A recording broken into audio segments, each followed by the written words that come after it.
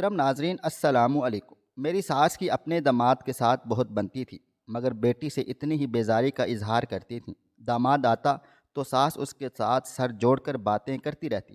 میں اپنی نند سے کہتی تھی، آپ خوش نصیب ہیں کہ آپ کے شوہر کی اپنی ساس سے بہت بنتی ہے، جبکہ میرا شوہر تو امی جان سے سیدھے منہ بات تک نہیں کرتا۔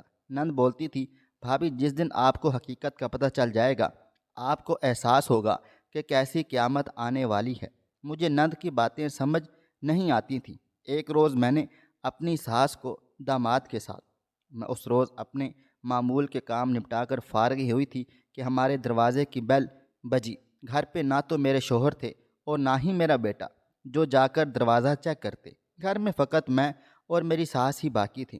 دروازے کی بیل بار بار بجائی جا رہی تھی۔ میں جلدی سے کچھ سوچ کر دروازے کی طرف بڑھی۔ میں نے دروازہ کھولا تو سامنے میری نند کے شوہر دروازہ کھلنے کے منتظر تھے۔ میں نے سر پہ دوپٹہ سیٹ کیا اور انہیں اندر آنے کا راستہ دے دیا۔ وہ باتیں کرتے ہوئے اندر داخل ہوئے۔ کہنے لگے، ارے بھابھی کیا بات تھی، کب سے بیل دیے چلے جا رہا تھا، آپ دروازہ کھولنے ہی نہیں آ رہی تھیں۔ میں نے ان کا شکوہ سنا تو کہنے لگی، بھائی گھر پہ چھوٹو بھی نہیں تھا، آپ کے بھیا بھی نہیں تھے، میں گھبراہٹ کی وجہ سے دروازہ نہیں کھول رہی تھی، پھر ہمت کر کے کھول ہی دیا تو آگے آپ تھے۔ مجھے لگا شاید چھوٹو کے پاپا کے کوئی دوست وغیرہ ہوں گے۔ میری بات پہ وہ مسکرا دیے اور کہنے لگے، ارے نہیں، بس میں ہی تھا، بس یہاں سے گزر رہا تھا تو سوچا ساسو جی سے ملتا چلوں، کہاں ہیں وہ؟ اور پھر ادھر ادھر میری ساس کو ڈھونڈتے ہوئے ایک شاپر مجھے پکڑاتے ہوئے کہنے لگے، یہ لیں بھابھی بریانی لایا تھا، گرم کر لیجیے گا، میں ذرا ساسو جی سے مل کر آتا ہوں۔ یہ کہتے ہوئے وہ امی جان کے کمرے میں چلے گئے۔ میں نے خاموشی سے بریانی لے کر گرم کرنے لگی۔ یہ آج پہلی بار نہیں ہوا تھا۔ ظہیر بھائی ایک دن چھوڑ کر ایک دن مسلسل ہمارے گھر آتے اور کافی کھانے پینے کے سامان بھی لاتے رہتے تھے اور میری ساس کے کمرے میں آتے ساتھ ہی گھس جاتے تھے۔ میں ان دونوں کے لیے چائے وغیرہ کا انتظام کرتی اور پھر کمرے میں جا کر ان کو دے آتی تھی، جبکہ خود ظہیر بھائی سے زیادہ بات نہ کرتی تھی۔ ظہیر بھائی ساس کے کمرے میں 2-3 گھنٹے بیٹھتے، گپے ہانکتے اور کھلکھلا کر ہنستے۔ دونوں کی ہنسی سارے گھر میں گونجتی۔ میں اپنی نند پہ رشک کرتی، اس کو ایسا شوہر ملا ہے جو اس کی ماں کا اتنا خیال رکھتا ہے، اس سے ملنے آتا ہے اور اس سے کافی گھل مل کر رہتا ہے۔ ایک میرا شوہر ہے کہ وہ میری ماں سے سلام کے علاوہ کبھی کوئی بات ہی نہیں کرتا ہے، مگر بس کیا کیا جا سکتا ہے، ہر کسی کا نصیب ایک جیسا تو نہیں ہوتا نا۔ میں یہی سوچ کر خاموش ہو جاتی تھی۔ آج بھی ظہیر بھائی ساس سے ملنے کے لیے آئے ہوئے تھے اور بریانی بھی لائے تھے۔ میں اپنی عادت کے مطابق ان کے لیے چائے اور کباب تلنے لگی۔ آج بریانی بھی ساتھ تھی۔ میں نے اسے گرم کیا اور چائے بنانے کے بعد خاموشی سے اپنے ساس کے کمرے کی طرف چل دی۔ میں نے جا کر دروازے پہ دستک دی، کیونکہ دروازہ اندر سے بند تھا، اس لیے میں نے چپ چاپ ٹرے باہر ہی دروازے کے سائڈ پڑی ایک سائڈ ٹیبل پر رکھ دیا تھا، جس کے ایک سائڈ پہ گلدان رکھا ہوا تھا۔ آج معمول سے ہٹ کر کچھ تھا، اور وہ یہ تھا کہ آج ان دونوں کی ہنسی کی آواز نہیں آ رہی تھی۔ مجھے ذرا حیرت ہوئی، مگر اگلے ہی لمحے میں سب کچھ بھولتے ہوئے میں کچن کی طرف بڑھ آئی تھی، کیونکہ یہاں میں نے دن کا سالن رکھ دیا تھا اور اب مجھے وہ بنا کر ہی فارغ ہونا تھا۔ میں بس ٹرے رکھ کر آزاد ہو گئی تھی۔ مجھے لگا کہ انہوں نے ٹرے اٹھا لیا ہوگا۔ میں اپنے کام میں مصروف ہو گئی تھی۔ میں نے تقریباً 1 گھنٹے بعد جب کھانا بنا کر فری ہوتے ہوئے اپنے کمرے کی جانب بڑھی تو میری نظر ٹرے پہ پڑ گئی۔ ٹرے اب بھی وہیں کا وہیں پڑا تھا اور دروازہ بند ہی تھا۔ میں نے حیرت سے اس طرف دیکھا اور پھر کمرے کی طرف بڑھ آئی۔ مجھے اب فکر ہونے لگ گئی تھی کہ نہ جانے آج اندر سے آوازیں کیوں نہیں آ رہی تھی، اور یہ ٹرے بھی ویسے کا ویسا پڑا تھا۔ چائے بھی ٹھنڈی ہو گئی تھی۔ میں ایک بار پھر دروازے پہ دستک دینے لگی تھی، مگر میرے کانوں میں ہلکی ہلکی آواز پڑی۔ جب میں نے کان لگا کر سنا تو میں سن نہ پائی تھی، تو میں نے دروازہ کھٹکھٹانے کی بجائے میں نے لاک کے سوراخ سے اندر جھانکا۔ اندر کا منظر میرے ہوش اڑانے کے لیے کافی تھا۔ اب میں حیرت اور پریشانی کی تصویر بنی اسی منظر کو دیکھ رہی تھی۔ میرے تو پیروں تلے سے زمین ہی نکل چکی تھی۔ وہاں سے بھاگ کر کچن کی طرف آ گئی۔ میرے ہاتھ پیر لرز رہے تھے۔ مجھے سمجھ میں نہیں آ رہا تھا یہ اندر کیا ہو رہا ہے؟ ساس اور داماد کے مقدس رشتے کو یہ لوگ کیوں داغدار کر رہے ہیں؟ تب مجھے وہ باتیں یاد آئیں جب میں اپنی نان سے کہتی تھی آپ بہت خوش نصیب ہیں، آپ کے شوہر آپ کی امی کا بہت خیال رکھتے ہیں، جبکہ میرے شوہر تو میری ماں سے سیدھے منہ بات تک نہیں کرتا ہے، اور میری ماں ہر بار مجھ سے کہتی ہے تمہارا شوہر مجھ سے بات ہی نہیں کرتا، اور میں شرمندہ سی ہو جاتی ہوں۔ تب میری نند کا چہرہ ایک دم سے اتر جاتا تھا اور وہ جیسے خلاؤں میں گھورنے لگتی تھی۔ میرے متوجہ کرنے پر اس نے کہا بھابھی، کچھ رشتے ایسے نازک ہوتے ہیں جن سے لیے دیے انداز میں بات کر لیا جائے تو زیادہ بہتر ہے، کیونکہ زیادہ فری ہونے سے رشتے اپنا مان اپنا تقدس کھو بیٹھتے ہیں۔ تب مجھے میری نند کی باتیں سمجھ میں نہیں آئی تھی، لیکن ہر بار جب وہ میکے آتی وہ میرے ساتھ بیٹھ جاتی یا کچن کے کاموں میں میرا ہاتھ بٹاتی۔ اس کا شوہر ساس کے کمرے میں چلا جاتا، حالانکہ گھر میں میرا شوہر بھی موجود ہوتا تھا، اس کے ساتھ بیٹھ کر باتیں کر سکتا تھا، لیکن ظہیر بھائی سے کوئی کچھ بھی نہیں کہتا تھا۔ شاید کسی کو اندازہ نہیں تھا کہ بات اس حد تک بھی جا چکی ہے۔ تبھی فون کی گھنٹی بجی اور میں اپنے خیالوں سے باہر نکل آئی تھی۔ میں نے فون اٹھایا تو میری نند کا فون تھا۔ وہ پوچھ رہی تھی بھابھی، ظہیر وہاں پر آیا ہوا ہے کیا؟ تب میں نے جھجکتے ہوئے کہا جی آپی، ظہیر بھائی یہاں ہیں، امی جان کے کمرے میں بیٹھے ہوئے ہیں۔ میرا یہ کہنا تھا کہ آگے خاموشی چھا گئی تھی۔ کچھ دیر بعد منزہ دوبارہ بولی بھابھی ذرا ظہیر کو فون دینا، وہ فون بھی نہیں اٹھا رہے ہیں، مجھے ان سے کام ہے، چھوٹوں کی طبیعت ٹھیک نہیں ہے، اس کی دوائیاں منگوانی ہیں۔ تو میں شرمندہ ہوئی اور ڈرتے ڈرتے میں نے کہہ دیا آپی میں ابھی کھانا دینے گئی تھی، دروازہ اندر سے بند تھا، وہ امی جان کے ساتھ بیٹھے باتیں کر رہے ہیں۔ تب میری نند نے آگے سے کوئی جواب نہیں دیا اور فون کاٹ دیا۔ مجھے آپی کا بہت زیادہ دکھ ہوا۔ مجھے اندازہ ہو رہا تھا کہ آپی کو اپنے شوہر اور اپنی ماں کی ان حرکتوں کے بارے میں پتہ تھا، اسی وجہ سے ہر وقت اس کی آنکھیں نم رہتی تھیں اور وہ اداس رہتی تھی۔ کچھ دیر کے بعد میری ساس نے مجھے آواز دی اور کہا تم نے کھانا گرم نہیں کیا؟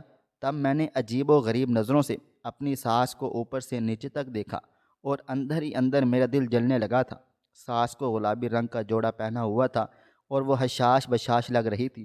اس کو دیکھ کر میرا خون جل کر راکھ ہو گیا، کیونکہ مجھے اپنی نند بہت پیاری تھی، اور ساس کی حرکتیں جو آج میں نے دیکھی تھیں، اس وجہ سے تو میرا دل ہی نہیں کر رہا تھا کہ میں اس عورت کے ساتھ بات چیت بھی کروں۔ اس عمر میں آ کر اپنی ہی بیٹی کا گھر برباد کرنے پر تلی ہوئی ہے، یہ بھلا کیسی ماں ہے؟ میں نے ان سے کہا میں نے تو اسی وقت کھانا گرم کر کے رکھ دیا تھا، آپ نے دروازہ ہی نہیں کھولا، اتنی دیر سے دروازہ اندر سے بند تھا، نہ جانے کیوں۔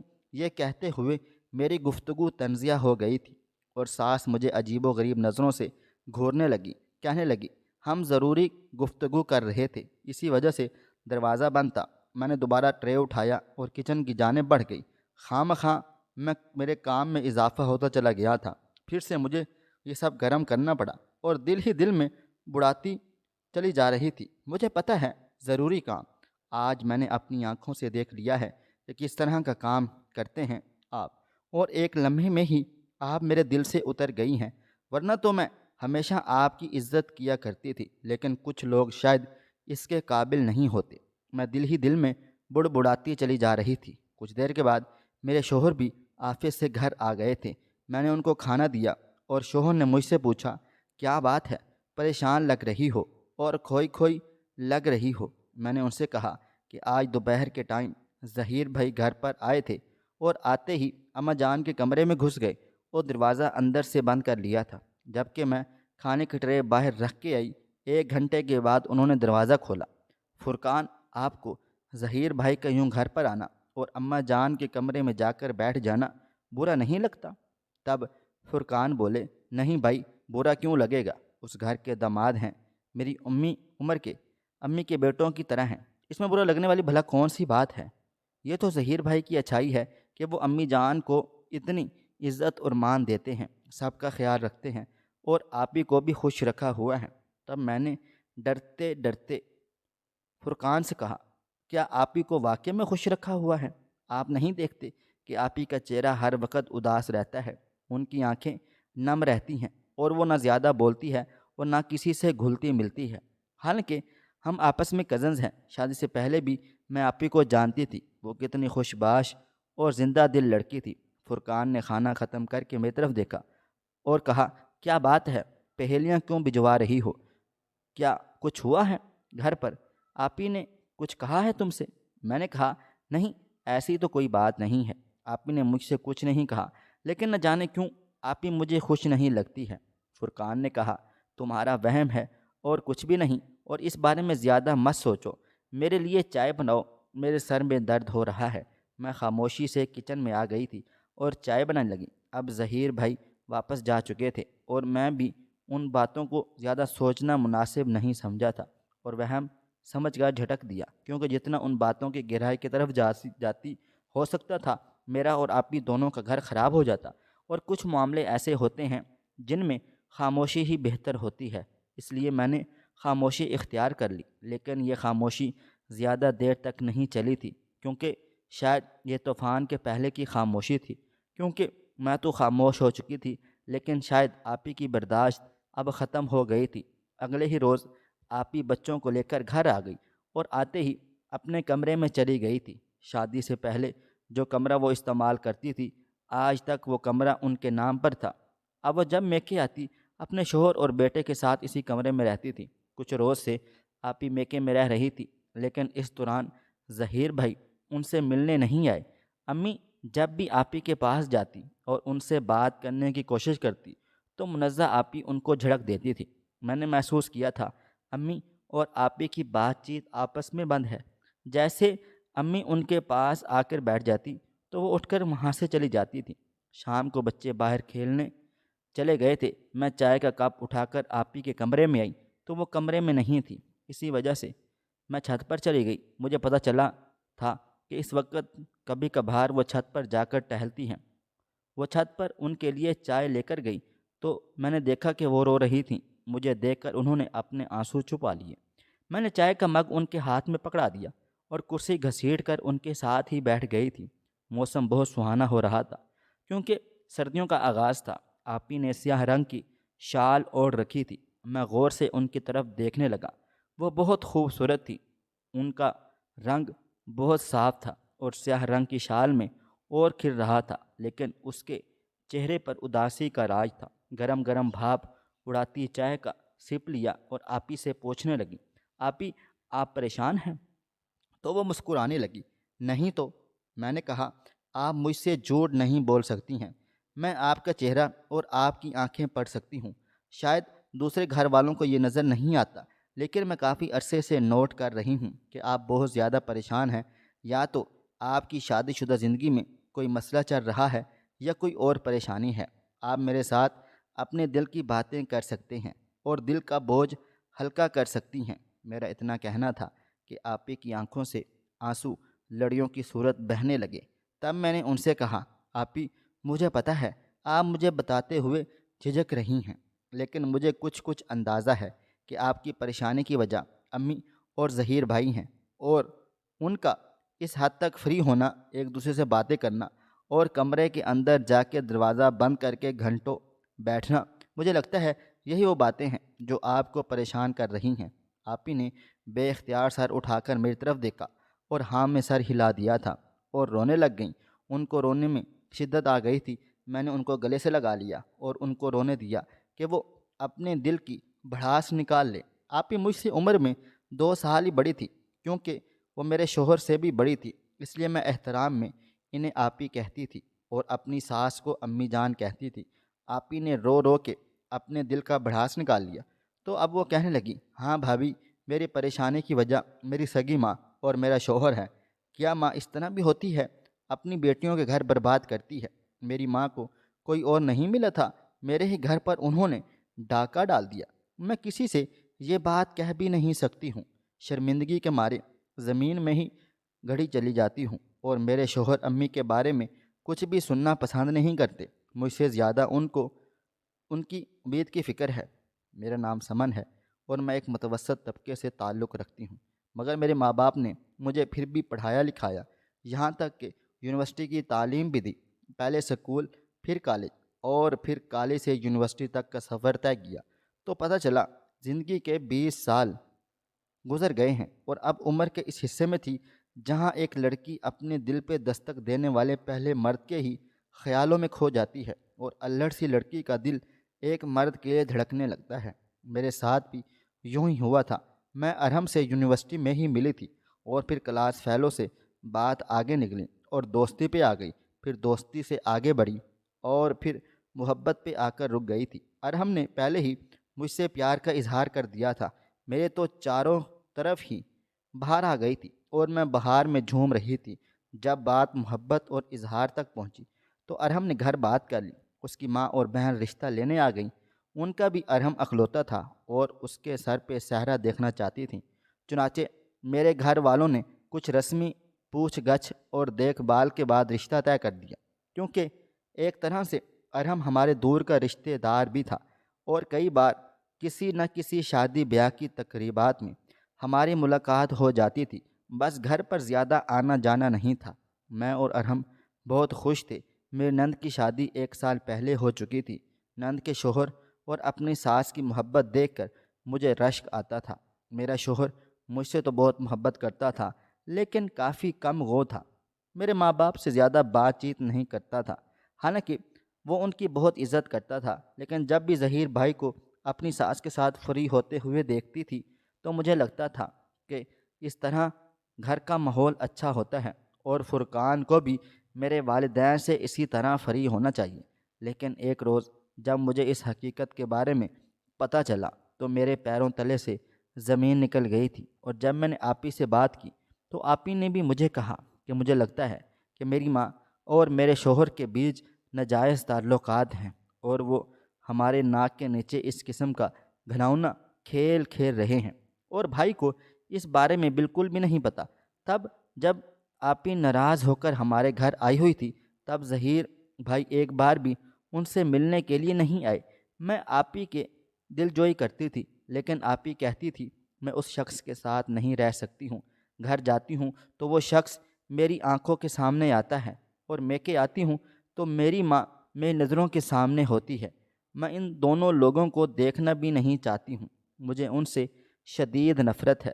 میری زندگی کے 2 اہم شخص جو میری زندگی میں اہمیت کے حامل ہیں، ان لوگوں نے ہی میرے پیٹ پر وار کر دیا ہے۔ تبھی 5 دن بعد ظہیر بھائی ہمارے گھر آئے۔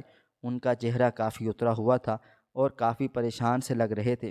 آتے ساتھ ہی انہوں نے پوچھا فرقان گھر پر ہے؟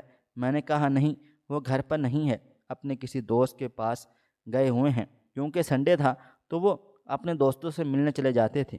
ظہیر بھائی فوراً سے اماں کے کمرے میں چلے گئے اور مجھے حیرت ہوئی کہ وہ شاید فرقان کا بھی اسی وجہ سے پوچھ گچھ کر رہے تھے، کیونکہ فرقان نہیں ہوتا تھا تو وہ سیدھا ماں کے کمرے میں چلے جاتے تھے، اور جب فرقان ہوتا تو ڈائننگ روم میں بیٹھ کے باتیں کیا کرتے تھے۔ فرقان کی غیر موجودگی کو لوگ فائدہ اٹھا رہے تھے، اور فرقان اس قدر سادہ اور بھولے بھالے تھے کہ ان کو کچھ بھی نظر نہیں آ رہا تھا۔ شاید ان کو یہی لگ رہا تھا کہ ظہیر بھائی میری ساس کے بیٹوں کی عمر کے ہیں، اسی وجہ سے ان کا دھیان اس طرف جا ہی نہیں رہا تھا۔ جو ہم دیکھ رہے تھے وہ انہیں نہیں دکھائی دے رہا تھا۔ میں آپی کے کمرے میں گئی اور آپی کو بتا دیا کہ ظہیر بھائی آئے ہیں، اور آتے ہی اماں کے کمرے میں چلی گئی۔ آپی کو شدید غصہ آیا اور آدھے گھنٹے تک تو آپی کمرے میں ٹہلتی رہی اور میں ان کو خاموش کرواتی رہی، لیکن جب آدھے گھنٹے سے زیادہ کا ٹائم ہو گیا لیکن ظہیر بھائی کمرے سے باہر نہیں نکلے اور نہ ہی اماں کمرے سے باہر نکلی، تب آپی غصے سے دندناتی ہوئی ان کے کمرے کے باہر دروازے کو زور سے لات مار کے کھولا تو وہ دونوں سر جوڑے نہ جانے کیا کیا باتیں کر رہے تھے۔ میں آپی کے پیچھے پیچھے تھے کہیں وہ کچھ الٹی سیدھی حرکت نہ کر لیں۔ آپی نے غصے سے اندر جاتے ہی چیخنا چلانا شروع کر دیا۔ آپی کا یہ روپ میں نے پہلی بار دیکھا تھا، حالانکہ وہ ہمیشہ صبر اور برداشت سے کام لیتی تھیں، لیکن ظاہر ہے انسان تھی، شاید ان کی برداشت بھی ختم ہو گئی تھی، اور ختم ہونی بھی چاہیے تھی کیونکہ ان کا شوہر ان کی ماں کے ساتھ ہی۔ آپی نے کہا آپ لوگوں کو شرم نہیں آتی؟ نہ کسی رشتے کا لحاظ ہے، آپ لوگ ہر حد پار کر چکے ہیں۔ مجھے تو لگتا ہے میری شادی سے پہلے ہی آپ دونوں کے تعلقات اسی وجہ سے تھے۔ آپ لوگوں نے مجھے مہرہ بنا کر میری شادی کروا دی ہے تاکہ آپ لوگوں کے راستے ہموار ہو سکے۔ یہ سنتے ہی ظہیر بھائی نے آپی کے منہ پر ایک زوردار تمانچہ مارا اور اتنے میں فرقان بھی گھر آ گئے تھے۔ کیونکہ فرقان کے پاس گھر کی ایکسٹرا چابی ہوتی تھی، آپی چہرے پر ہاتھ رکھ کے زاروں قطار روئی چلی جا رہی تھی، جبکہ میں پریشان سی کھڑی تھی۔ مجھے کچھ بھی سمجھ میں نہیں آ رہا تھا، میں کیا کروں اور کیا نہ۔ فرقان آئے تو میں نے سکون کا سانس لے لیا۔ اچھا ہے فرقان آ گئے ہیں تاکہ اس معاملے کو دیکھ لیں۔ فرقان نے آتے ہی کہا، کیا ہوا ہے؟ کیا بات ہے؟ کیا تماشا لگا رکھا ہے؟ اور وہ ظہیر بھائی پر غصہ کرنے لگے، کیوں آپ نے آپی کو مارا ہے؟ تب ظہیر بھائی نے کہا، تم اپنی بہن کی ذرا بات سنو، وہ کس قسم کی باتیں کر رہی ہے، اتنے گھٹیا الزامات لگا رہی ہے ہم پر۔ ظہیر بھائی شدید غصے میں لگ رہے تھے، جبکہ میری ساس اپنا سر پکڑے بیٹھی رو رہی تھی۔ تو فرقان نے آپی کا ہاتھ پکڑا اور نرم لہجے میں بولی، آپی کیا ہی بات ہے؟ تب آپی نے فرقان سے کہا، یہ لوگ ہمارے ناک کے نیچے گھناؤنا کھیل کھیل رہے ہیں۔ مجھے لگتا ہے کہ یہ لوگ آپس میں، اس سے آگے کچھ بھی کہہ نہیں سکی۔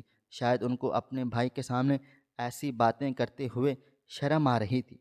تب ظہیر بھائی اونچی آواز میں بولے، یہ ہم پر الزامات لگا رہی ہے، یہ میری ماں کی جیسی ہے، اسے پسند نہیں ہے کہ میں اماں کے ساتھ بیٹھوں، ان سے باتیں کروں، ہر وقت اس بات پر یہ منہ بنا لیتی ہے۔ فرقان حیرت سے سب کے چہروں کی جانب دیکھ رہے تھے اور میری طرف بھی دیکھ رہے تھے۔ ان کو سمجھ میں نہیں آ رہا تھا آخر ہو کیا رہا ہے۔ تب آپی اور ظہیر بھائی کے بیچ کی بحث اتنی بڑھ گئی کہ ظہیر بھائی آپے سے باہر ہو گئے اور میں اور فرقان آپی اور ظہیر بھائی کو روک رہے تھے، جبکہ اماں اپنا سر پیٹ رہی تھیں۔ اماں کو دیکھ کر مجھے شدید غصہ آ رہا تھا۔ ظاہر ہے یہ تو سب ہونا ہی تھا، جب وہ اس قسم کے گل کھلائے گی تو انجام تو ایسا ہی ہوگا، اب بھلا سر پیٹنے سے کیا فائدہ تھا۔ تبھی ظہیر بھائی پھٹ پڑے اور کہنے لگے، یہ میری ساس نہیں ہے، میری ماں ہے، میری سگی ماں ہے، میں ان کا بیٹا ہوں۔ یہ سن کر ہم سب چونک گئے تھے۔ تو ظہیر بھائی نے کہا کہ ان کی پہلی شادی میرے والد سے ہوئی تھی۔ جب میرے والد فوت ہو گئے تو میں 2 سال کا تھا، اور میرے نانا نانی نے آپ کے والد سے یہ بات چھپائی تھی کہ ان کا 2 سال کا ایک بیٹا بھی ہے، کیونکہ ان کو پتہ تھا اگر ہم بتا دیں گے کہ ان کا بیٹا ہے تو کوئی اس سے شادی نہیں کرے گا، کیونکہ کسی کو اولاد کو کوئی دوسرا شخص رکھنے کے لیے تیار نہیں ہوتا ہے۔ اس وجہ سے میرے نانا نانی نے مجھے پالا پوسا۔ شادی کے بعد جب آپ کے والد کو یہ بات پتہ چلی تو وہ شدید غصے ہوئے اور انہوں نے کہا، میری ماں مجھ سے کسی قسم کا غلط تعلق نہیں رکھے گی، کیونکہ میری ماں بیوہ تھی اور آپ کے والد کے 2 بچے تھے، ایک بیٹا اور ایک بیٹی، یعنی آپ دونوں، اور ان کی بیوی فوت ہو چکی تھی۔ بچوں کی پرورش کے لیے انہوں نے میری ماں سے شادی تو کر لی، لیکن ان کا دل اتنا بڑا نہیں ہو سکا تھا کہ وہ مجھے بھی اپنے بچوں کے ساتھ رکھ لیں، کیونکہ میری ماں بھی تو ان کے بچوں کی پرورش کر رہی تھی۔ لیکن انہوں نے میری ذمہ داری اٹھانے سے صاف صاف انکار کر دیا تھا۔ میری ماں نے آپ لوگوں کو سگی اولاد سے بڑھ کر چاہا، لیکن جب ان کے دوسرے شوہر اس دنیا سے چلے گئے اور منزہ کی شادی کی باری تھی، تب میری ماں نے مجھ سے کہا، میں چاہتی ہوں کہ منزہ کی شادی تم سے ہو جائے، اس طرح ہمارے بیچ تعلقات بھی قائم ہو جائیں گے اور پھر آنا جانا بھی لگا رہے گا، اور وقت آنے پر میں گھر والوں کو بتا دوں گا کہ تم میری پہلی اولاد ہو۔ یہ باتیں سن کر ہم سب لوگ حیران و پریشان تھے، جبکہ فرقان آگے بڑھا اور امی جان سے کہا کہ یہ کیا بول رہا ہے۔ امی جان نے کہا، ظہیر بالکل سچ کہہ رہا ہے، ظہیر میری سگی اولاد ہے اور تم لوگ میرے شوہر کے بچے ہو، لیکن اللہ تعالیٰ جانتا ہے میں نے تم لوگوں سے بہت محبت کی ہے، سگی اولاد کی طرح تم لوگوں کو چاہا ہے۔ منزہ سے مجھے بہت محبت ہے، اسی وجہ سے میں نے منزہ کی شادی ظہیر سے کی، اور عمر کے اس حصے میں آ کر میں اپنے شوہر سے کیا گیا وعدہ بالکل نہیں توڑ سکتی تھی، کیونکہ جب میرا بیٹا 8 سال کا ہوا تھا تو وہ شدید بیمار تھا اور ہسپتال میں داخل تھا۔ میں اپنے شوہر کے آگے ہاتھ جوڑے تھے، تب انہوں نے مجھے اپنے بیٹے سے ملنے کی اجازت دے ڈالی تھی، کیونکہ میری ممتا اس کے لیے تڑپتی رہتی تھی۔ جب میرے شوہر نے دیکھا کہ میں اس کے بچوں کا کتنا خیال رکھتی ہوں، تب انہوں نے مجھے اجازت دے دی اور میں اپنے بیٹے سے ملتی جلتی رہتی تھی۔ تب میرے شوہر نے مجھے اچھی خاصی رقم دیتے تھے تاکہ تم اپنے بیٹے کے اخراجات اٹھا سکو، کیونکہ میری قربانیاں، میرا اظہار دیکھ کر ان کا دل پگھل گیا تھا، اور ان کو ضمیر ان کی ملامت کرتا تھا کہ انہوں نے اتنے سال مجھے اپنے معصوم بچے سے دور رکھا اور اپنے بچوں کی پرورش مجھ سے کروائی، اور میں نے ان کی پرورش میں کوئی کمی نہیں چھوڑی تھی اور ان کو اپنی سگی اولاد کی طرح چاہا تھا۔ تب میرے شوہر نے مجھ سے کہا کہ تم اپنے بیٹے کو یہاں پر لا سکتی ہو، لیکن تب میں نے انکار کر دیا تھا۔ میں نے کہا نہیں، میرا بیٹا وہاں پر سیٹل ہو گیا ہے، وہاں پر پڑھ لکھ رہا ہے، وہ وہاں پر خوش ہے، یہاں آنے سے پھر سے اس کا ماحول بدل جائے گا۔